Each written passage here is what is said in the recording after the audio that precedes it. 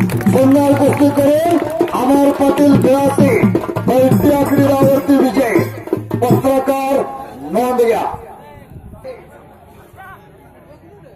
पंच म्हणून उपमहाराष्ट्र केसरी संपतराव जाधव दादा आणि संपत जाधव वस्ताद वाकुर्डे खुर्द अडचला. कोरा गोमटा दिसाय देखना